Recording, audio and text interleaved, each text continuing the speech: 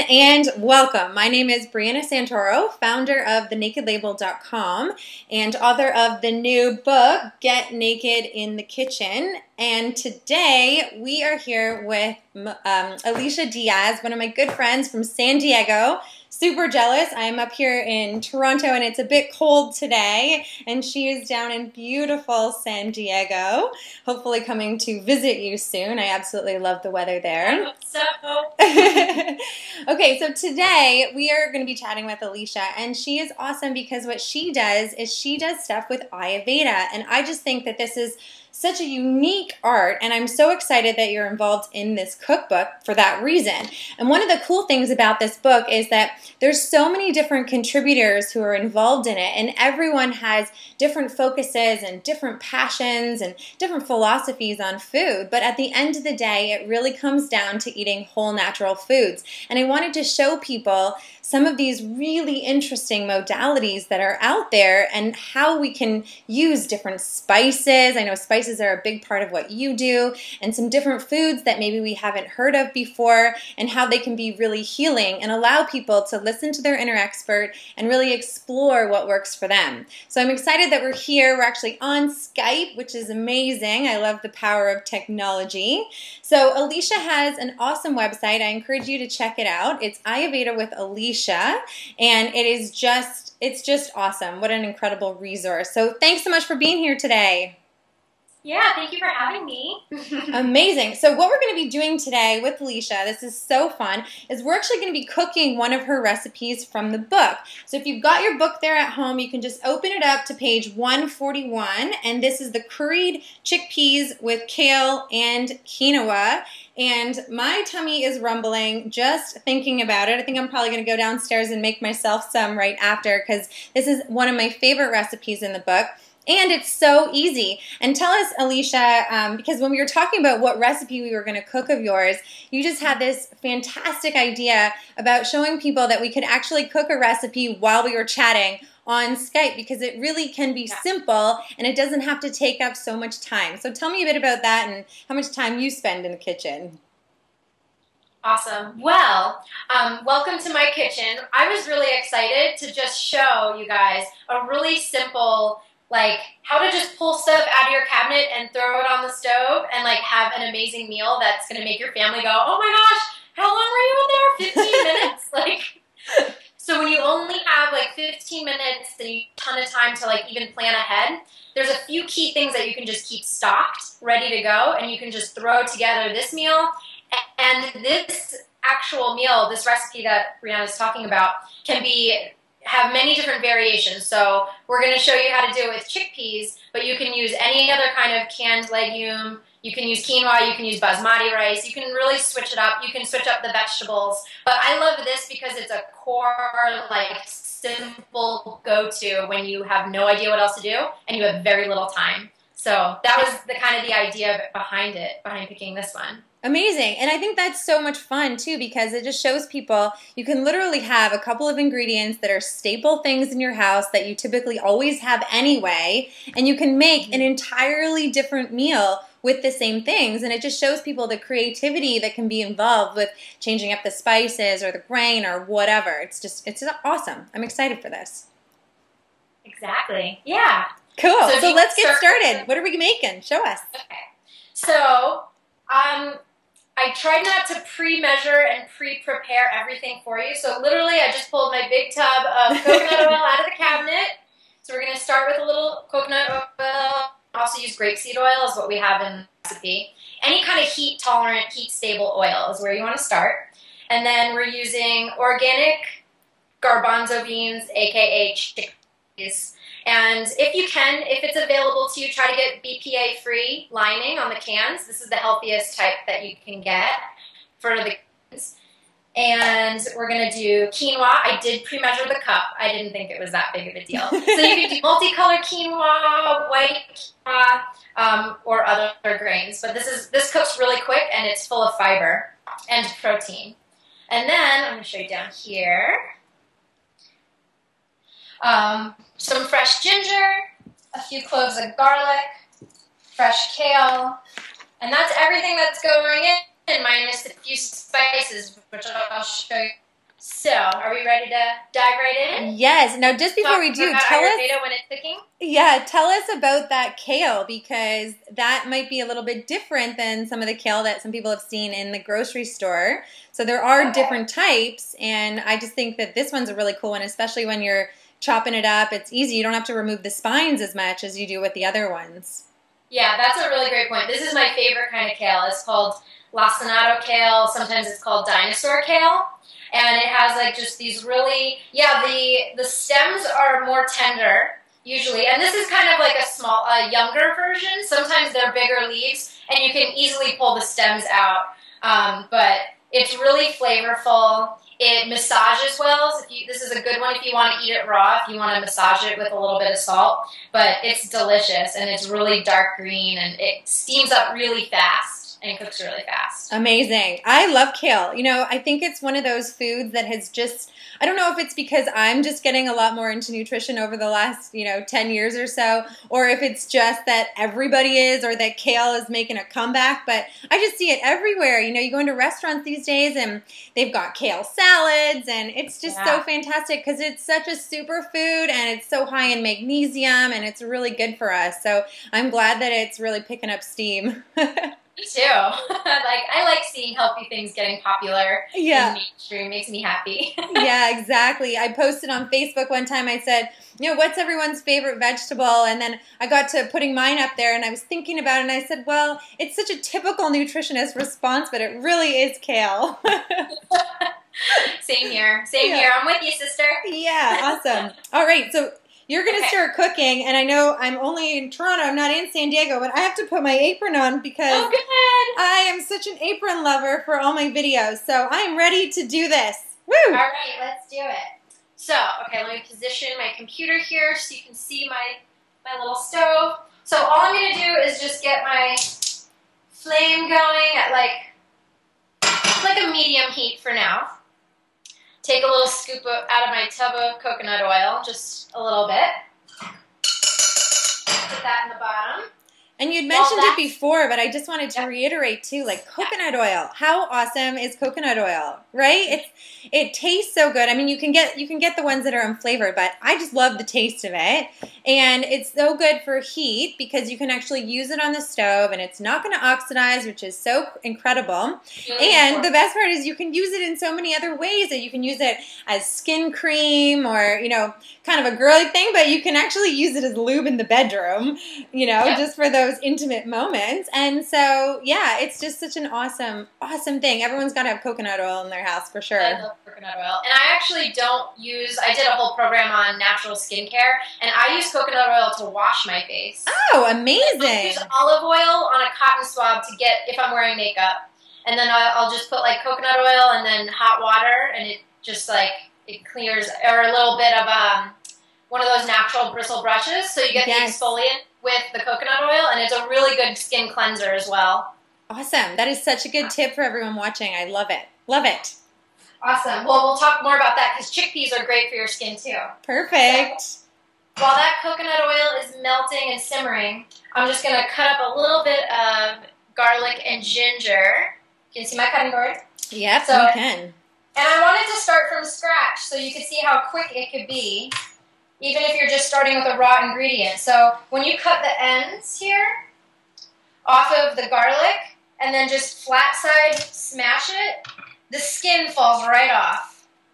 So that's my little quick tip for garlic. Perfect. So just do a couple cloves, cut the ends off real quick. It's so much easier than trying to peel them all by hand, one little piece at a time. I know, exactly. That's why I do it. And then we're just gonna, you can throw them in the pot like this, or I just do like a quick rough chop. Doesn't have to be minced perfectly. And then I'm just gonna toss that right in. Perfect. Throw out my little... And then the ginger as well. You can get whole raw ginger like this and just pull off like a little knob. You don't have to go crazy peeling it. I just kind of take some of the skins off. And tell us a bit about why you love ginger, because for me, ginger is like my new best friend. I put it in my vegetable juices. It gives it such an incredible flavor. You know, but from a nutritional value and from an Ayurvedic perspective, why do you love ginger? So ginger is next to turmeric, it's one of the most powerful anti-inflammatories. So it is very, very, it's a warming, it's one of those spices, or, you know, kind of like a spice. It's a spice. Spicy roots that, let me turn that down. It's warming and heating, but it's anti-inflammatory at the same time. So it's very unique in that aspect that it can do both. And it's grounding. So one of the things in Ayurveda is that there's 5 different directions of circulation in the body. And it helps reset those 5 different directions. So it's really good that's the reason why it's really good for nausea, because that's excess air is moving up, so it helps stabilize it down. Or if a woman's not menstruating properly or not getting her period, doing a certain type of ginger decoction that makes it like a strong syrup, and taking that on certain days of your cycle will help bring a healthy menstrual flow, because it redirects downward moving energy is what you need to expel out of the body. So there's so many different ways that you can use ginger medicinally, and that's one of the reasons why I love it.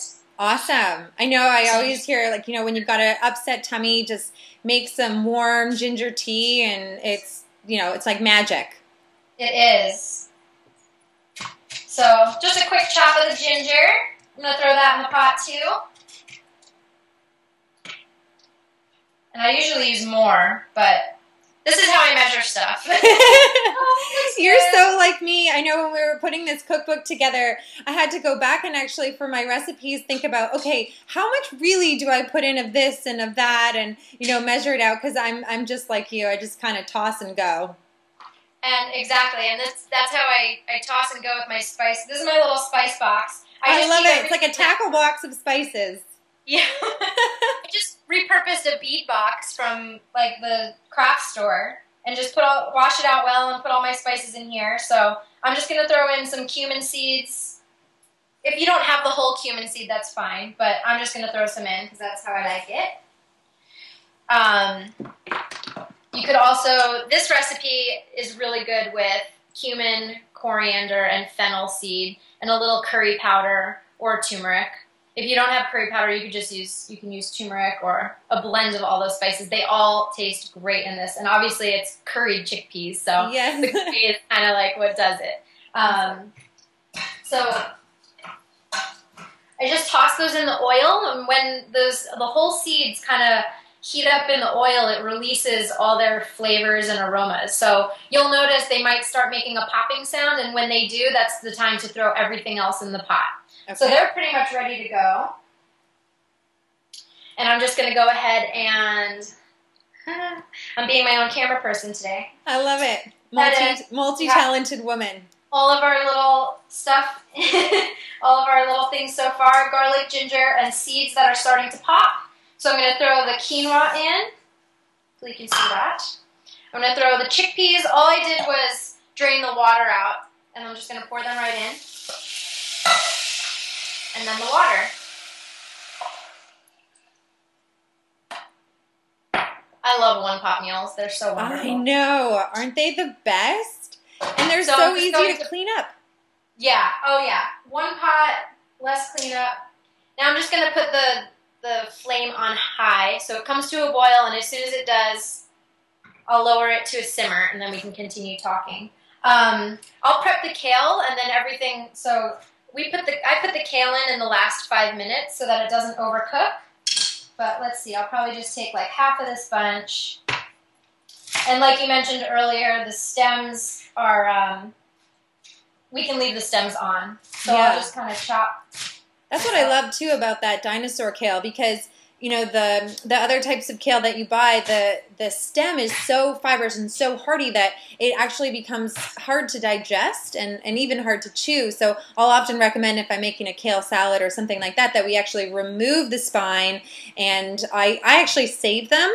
So I have a bag in the fridge of sort of discarded parts of different vegetables, and I throw them through my juicer in the morning because there's still a whole bunch of nutrition in there that doesn't need to get thrown out into the compost. We can definitely juice it and get a lot of those nutrients out of it as well. Even, some of the tops of peppers, or if I don't eat the top and bottom of a zucchini, for example, then I'll just throw that into this bag, and then in the morning I just throw those things through the juicer as well. Yeah, that's a great point. I do that as well. And also on the days, or especially in the winter, when I don't juice as often in the winter because it makes my body feel a little cold, or I'll couple it with a ginger tea. I'll drink my juice in a ginger tea because it's good for your circulation. But another great thing that you can do with like the stems and all those discards is make vegetable stock out of it. So you can boil in a big pot of water, and then at the end just strain the veggies out, let it simmer for like an hour or two, and extract all those nutrients out, and then use it in recipes. And like these types of one-pot meals, you could throw stock in that, your veggie stock, instead of plain water. Amazing. Yeah. And the first time I made vegetable stock, or vegetable broth myself, I think I mentioned this in the book too. I thought, okay, I'm never buying it again because this was just way too easy. And I just love using it in different soups and things like that because the flavor just changes completely. And it's easy to make. Just throw in a whole bunch of veggies, leave it on the stove for an hour and a half, and you're good to go. And it makes your house smell so yummy and water. Yeah, it's so true. Okay, so while that is cooking, give us a bit of a rundown on Ayurveda, because I know some people are probably sitting here thinking, what is this word you keep talking about? What does it mean? So let us know what it means. So, well, Ayurveda, if I could break down the word into its two roots, there's Ayur and Veda.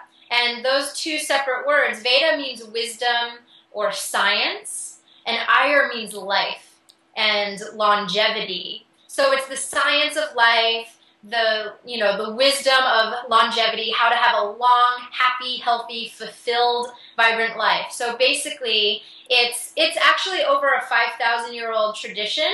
It's also known as like traditional Indian medicine. It originated in India. However, it's for all people, like all of humanity, to learn how to understand their unique body-mind signature so that they can be the healthiest expression of themselves. So one of the things I believe in most is that not one person is alike. And not one diet is right for everyone. And that's why I was a huge contributor. Like I wanted to be a contributor to this cookbook, and I'm just a huge supporter of this cookbook because it's all these different amazing people coming together to share their bits of knowledge so that one person can read it, you can read it, and decide like what's going to resonate with you the most and what's going to help you for where you are in your life, where you are on your journey, and just where you are in what season, the climate that you're in. Everything affects your body-mind signature. And if I can make one distinguishing factor just to make that, to drive it home and make it make sense, is that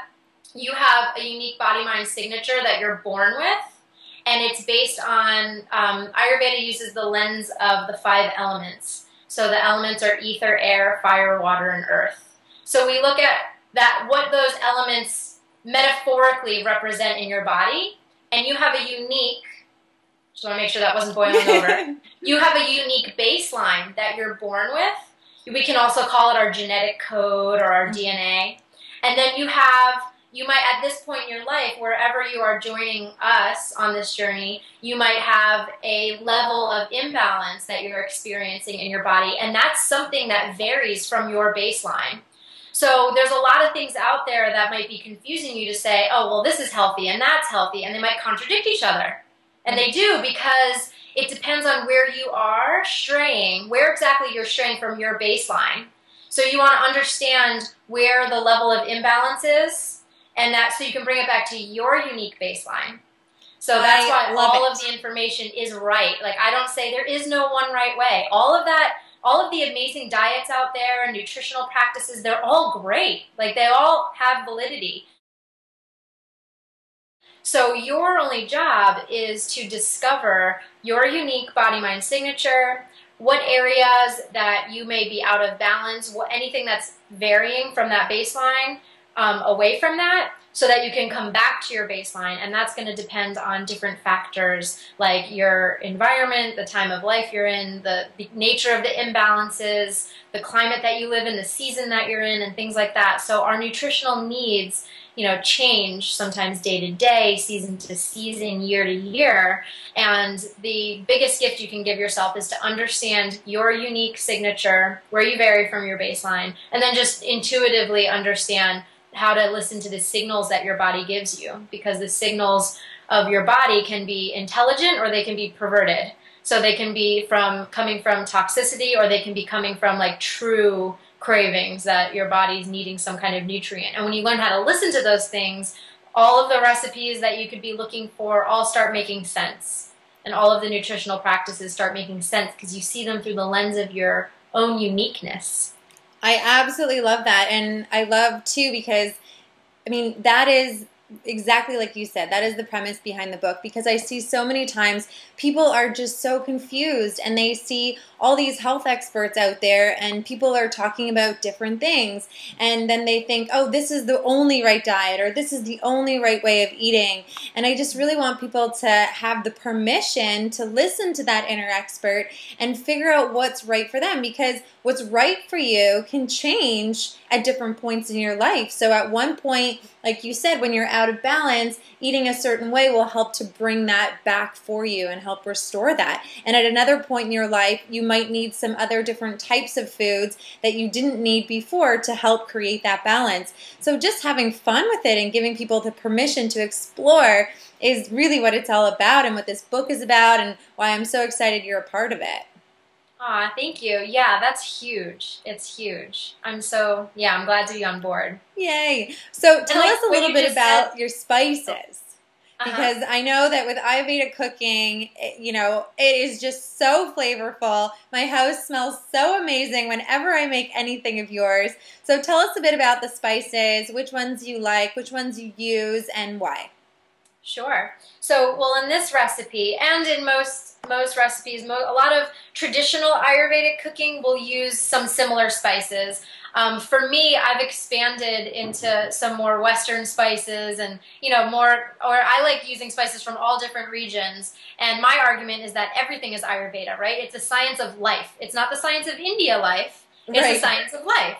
So I love doing some of the traditional things because they're great. You know, they have medicinal properties. But just know that, a lot of the recipes that I contributed to this cookbook are a little more traditional with my own modern twist. But really any spice, like, they have a lot of benefits. So the ones that I use most often, and I'll just show them since I have them here. So turmeric is this bright orange, gorgeous golden spice that's amazing for skin. It's amazing for the liver, cleansing the liver and tonifying the blood and cleansing the blood. And it's also really potent anti-inflammatory, and it's an antibacterial. If I get cuts, I put turmeric right in my cut, and you don't have to use like any of those, like, I don't know, bacitracin or whatever. Not saying that you shouldn't, but it's always worked for me. I have a whole book on just turmeric. I really can't even begin to tell you all of the amazing, phenomenal medicinal properties. It helps stabilize blood sugar. It's great for like diabetes and things like that. And it's phenomenal for skin. It's great to use on your skin as well in small amounts. So, and how would you use it on your skin? How would you use it on your skin? Mm-hmm. How do you recommend they use it? If you use chickpea flour mixed with a little turmeric in it, and then you can add water or a little bit of milk or milk substitute, just so it makes a paste, and use some steam to open your pores and put it, I should have the recipe on my website, actually. Awesome. And you put that on your skin and let it dry. It's one of the most amazing facials for like pennies to the dollar. So it won't, when it's mixed with the chickpea flour, it won't stain your skin, but be careful, turmeric by itself does stain. So you don't want to use too much of it. But even if it does tint your skin a little bit, if you use too much for some reason, it'll come out, like it'll fade away really quick. But it's super, super, super amazing. So if you mix it with chickpea flour, it'll be perfect. So yeah, that's one of the ways. There's many other ways. That's one of the ways. Amazing. And I know, as we're getting older, we're not 21 anymore. That would be nice. And, skin is such a big thing. And stress in our lives and even just pollution and sometimes lack of sleep. And I just find that, as we age, skin becomes such an important part of our beauty regime. And when we can actually start incorporating some of the natural things into taking care of it, opposed to just using chemicals all the time, we can really make a powerful impact and have a glowing look. Absolutely. It's so true. So true. I'm so passionate about that topic. That's like, because we put so many toxins on our skin without even realizing it. Even when we use soap, even if it's natural soap, we're stripping a lot of the natural oils from your skin. So there's so many better ways to do it that keep the skin youthful, and that's so much cheaper because you can do it all out of your kitchen. Exactly. So, love it. Love it. What else do you got in that little bead box of yours? Oh my gosh, it smells so good. I wish I just like waft this scent into the video. Another one that I love to use a lot is cumin. So those are the little seeds that we put in the beginning. Cumin seeds are wonderful for kindling the digestive fire. So it helps your absorption of nutrients. It kindles the digestive fire without being heating. So it's great for people who maybe are prone to acidity in their digestive system. They can still, but they actually have low nutrient absorption. So cumin seeds can be used for that, to promote absorption without causing the heating effect. Another one is coriander. And coriander are these little seeds here. Oh, there we go. They look like little pods. And this is another one that's similar to cumin because they're actually very cooling. So coriander is cooling. It's actually the seed of the cilantro plant.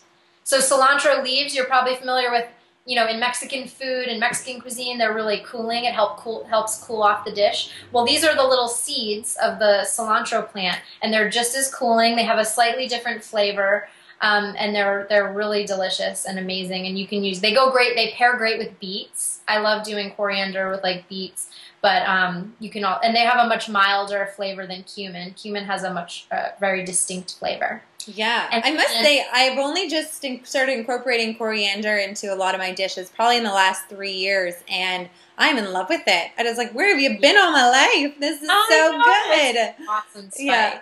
So tell us also, some of your things are seeds, and then some of you've got in powder. Tell us a little bit about the difference and which ones you choose when. That's a great point. I'm going to just put the kale in. I want to show you what this is doing. So this is looking nice and steamy. Oh, that looks good. I'm going to give it a little mix. And I'm throwing the kale on top because it's just going to steam in that last little bit of steam left over. So I just wanted you to see that, and then I'm going to make this thing. All right. So that's a really great question. So seeds versus powder. So seeds, my favorite way to use spices is to always start with the seed and crush it myself. So I often use like a mortar and pestle, and I'll crush it myself because it releases all of the medicinal properties in a more fresh way. When you use spices that are powdered and shelved like that for a long time, they lose a lot of the medicinal properties. You might still get some flavor out of them, but they'll lose a lot of the medicinal properties. So I will often, the seeds, because if you don't crush the seed like we did at the beginning of this recipe, you saute it in a little bit of oil and it'll release those properties. Or you can crush it and put it in a powder and use it at the end. So actually what I'm going to do for this recipe is we use the seeds in the beginning when we needed to, and then I'll put, I'll put a bunch of the powders in at the very end and mix them in because so I just did. Can you see me? Yep. I just realized, okay. So I just did a bunch of like cumin powder. Put this over here. So I did cumin powder, coriander, here we go, coriander. And I just have like one little spoon that sometimes I'll do a few different scoops, but I don't really measure. I'll sometimes do ginger powder, fresh ginger, if it's really cold outside. and then maybe fennel. And when you put the powders, oh, and then of course the curry powder. And obviously it's all written in the book, but you can play around with it. And then I'll just mix those all together. So when you put the powders, if you put them in early and cook them for a long time, you'll smell the fragrance in your house, but that means the medicinal properties are getting dispersed. Okay. When you put them in at the very end, and I do both because I love the smell and I like the flavors to infuse, but then I'll always add some more at the end so it doesn't cook long, because that gives your body more of the medicinal benefits of the spice themselves. And I really strongly recommend that you get organic spices, even if it's in small amounts, because traditionally conventional spices that you can get in the grocery store, they often cut them sometimes with sawdust, and they're not real. So just be really careful with that, because those won't give you medicinal properties. So just, it's worth the upgrade to get the organic spices that are true, that have the medicinal properties in them. Yeah. And I think that's such an interesting topic too for most foods, because I find sometimes we'll have this inner battle with ourselves and we'll think, oh, the price point's a little bit higher, costs a little bit more to get these things. But if you actually think about the nutritional benefit that your body is getting from that money, it's totally worth it. It's definitely worth the extra few dollars or whatever it is to get something that's going to give you the nutritional benefit you're actually looking for. Absolutely. So true. Because why pay anything for something that's not even what you think you're getting? Yeah. Better to actually pay a little bit more and actually get what you are paying for. Yes, exactly. So tell me one, I'm going to put you on the spot here a little bit, but tell me one of your favorite stories from India, because I too just absolutely love the country of India, and I've been there and just had so many incredible experiences. The people are magical, the place is magical, the food is definitely magical, and I know you got to study there with some of the best teachers in the world. I'm sure you have millions of stories, but tell us one of your favorite India moments. Oh my goodness. Where you did totally put me on the Where do I even begin? Okay, well, I'll start with, and take a little sip of tea.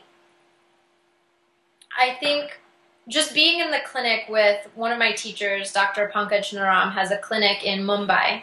And it's in Mumbai, which if you've been there, it's a totally crazy city. You wouldn't think to go for healing in Mumbai. It's crazy, 10 times crazier than New York City. But he has this little oasis in the middle of the city. It's 6-story little building, and it's set out, kind of in the outskirts of the city. And it's just this total little healing center. And they have amazing Ayurvedic food. And one of my favorite things to eat there was just mung soup. Just straight up mung beans are one of the very highly regarded legume in India that is a complete protein, and it's detoxifying while nourishing at the same time. So it doesn't cause you to be depleted when you do a fast, but it cleanses your body just as well. So it's just so nourishing, and the smell of that type of food cooking in my house brings me right back. And so basically the days there when I was doing my internship looked starting even as breakfast as a bowl of mung soup, just totally enlivened my body. And there was one little nook in the corner of one of the top treatment floors that I would go in and just do a little meditation or journaling, and looking out the window with green vines and just the smell, the humidity and the scents coming up from the kitchen. And there's all kinds of other scents in India too. But some of the food smells are amazing. Yes. But it's still it's a whole experience. It's a full sensory experience. And then being with my teacher, super magical. So what we would do is he would be at his desk, and he would have an entire family sitting on the other side of his desk. And then he would have all of us, other Ayurvedic doctors and people like me learning. And he would listen to the pulse of the client. Before he would even talk to them, he would listen to their pulse. That's part of the assessment that we do as Ayurvedic practitioners.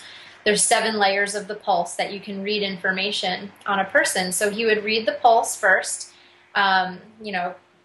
and listen to all these things, and he would jot some notes, and then he would gently hand their hands over to us, and we would listen, and then he would start talking to the person, and it always would turn out, you know, he would be jotting stuff down, and then we would just hope that we would feel the same thing, but then the person would start talking, and they would just share exactly the stuff that he was writing down, like to a T, and then he would just start talking, and then he would teach what was going on in their body, and he would prescribe herbs, we would give them Ayurvedic like diet appropriate to their unique type and their unique imbalance, and he would do that for the entire family so they could all, you know, be together. And then sometimes he would use another therapy that he would use called marmotherapy in Ayurveda. So it's essentially like acupressure, where he would press different points on the body. And I saw him do absolute healing miracles doing that. Like a child came in with like cystic fibrosis and couldn't speak, and he got them to speak before he left the office. Wow. And just really beautiful, like, healing miracles. He's an absolute saint. He is actually the Ayurvedic doctor. He was the Ayurvedic doctor to the Dalai Lama and Mother Teresa, and there's like pictures of them, and he's a very, very special, special man. So that was just to be in that presence with such a master, just was very special. So it wasn't an exact specific story, but that was just kind of like what my time was there. Yeah, and it really does. I mean, the passion that you have for Ayurveda and for what it can do for people definitely shines through in who you are, and that's why I'm just so excited to just know you and to have the time to sit here and listen to you talk about this topic. It's a really important topic for people to have more information about, so I'm excited that we can share it with them today. Yeah, absolutely. Thank you so much. You're welcome. So how are the smells in your house right now? Oh my gosh, it's smelling like amazing India in here. Give this a little stir, and then I think it's time to serve it up. Oh, amazing.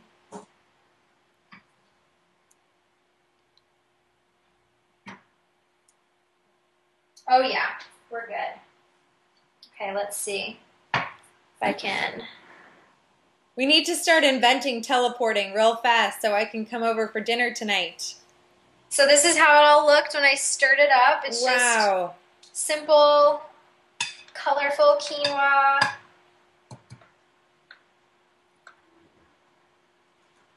And there it is. Oh my gosh, Alicia, it is absolutely amazing looking. Now, just before we finish, I want you to tell everybody why you love quinoa so much. Oh, quinoa is an awesome grain. So it's light to digest, but it's a whole grain. So if someone has heavy, if their digestion is a little bit sluggish, and where brown rice or those kind of whole grains, they know that they're good for them, but maybe they feel heavy in their stomach, they can switch to quinoa because it's lighter, but it's still the whole grain. So you're still getting the fiber, and it also has a lot of protein in it. So that's one of the reasons I love it. It's not used traditionally in Ayurveda. They use a lot of basmati rice, basmati, either whole grain or white rice. But that's one of the reasons I love this. And this recipe, we didn't get to talk about it yet. Some of it I wrote in the recipe in the book. But chickpeas are great for people who have congestion. I use it with clients that are overcoming lung issues, either chronic asthma or sinusitis, a lot of congestion in this area, or just bronchial congestion. So it's great for conditions of excess water and excess mucus and excess earth element, as we would call it. Now, some people who have a lot of air in their constitution, I know we very, very briefly touched upon like the 5 elements, but that might manifest as like getting gassy after they eat certain legumes. And chickpeas, because they're so drying, they're hard for certain people to digest. So if that's the case for you and you want this dish, use extra spices, extra warming spices, all the digestive spices, and then drizzle some oil on your food after. So you could use ghee or coconut oil. Sesame oil would be an really good one because it's warmer and has a little bit more of a dense quality. Or you could use olive oil. And I like garnishing this with a little olive oil and lemon juice and just salt and pepper, and keep it really simple. Amazing. It is absolutely looking fantastic. I think I'm going to go downstairs and make myself some right now. I've already got my apron on, so I'm halfway there. I wish I could jump through here and A, eat that, and B, just give you a big hug because I just love everything about you. Thank you so much for being here today, Alicia, and sharing your wonderful knowledge with everybody. I have just had so much fun.